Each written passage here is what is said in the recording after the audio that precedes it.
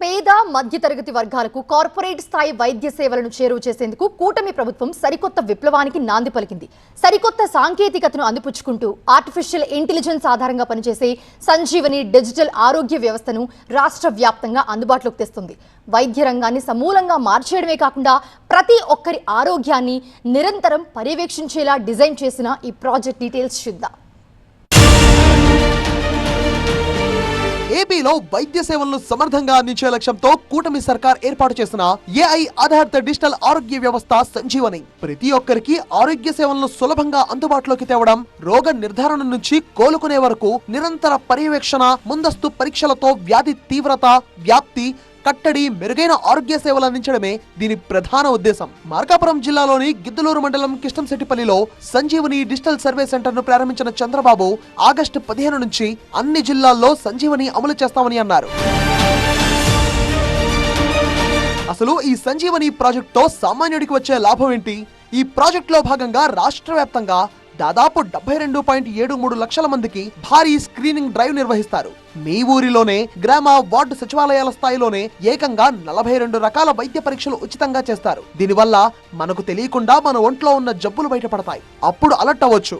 ఇక టెస్ట్ రిపోర్ట్లు వచ్చాక ప్రిస్క్రిప్షన్లు, పాత మెడికల్ హిస్టరీ మొత్తం కలిపి ఒకే ఒక్క మొబైల్ యాప్ లో డిజిటల్ హెల్త్ ప్రొఫైల్ గా మారుస్తారు. ఈ రికార్డులన్నీ పిహెచ్సిల నుంచి పెద్ద పెద్ద ఆసుపత్రుల వరకు లింక్ అయి ఉంటాయి. అంటే రోగి ఏ హాస్పిటల్ కు వెళ్లినా డాక్టర్ ఒక్క క్లిక్ తో పాత హిస్టరీ చూసేయవచ్చు. పదే పదే టెస్టులు చేయించుకునే తిప్పలు, ఆ డబ్బుల భారం తప్పుతుంది. రాష్ట్రంలో జరిగిన ఓ సమగ్ర ఆరోగ్య సర్వే ప్రకారం దాదాపు 80% మంది బాధితులు కేవలం 10 రకాల ఆరోగ్య సమస్యలతోనే బాధపడుతున్నారు. అందుకే సంజీవని ప్రాజెక్ట్ ప్రత్యేకంగా ఆ 10 అంశాలపైనే ఎక్కువగా ఫోకస్ పెట్టబోతోంది. అందులో హై బీపీ, గుండె వ్యాధులు, కిడ్నీ, ఊపిరితిత్తుల ఆరోగ్యం, క్యాన్సర్, లివర్, నాడీ సమస్యలు, జీవనశైలి వ్యాధులు, రక్తహీనత ఉన్నాయి.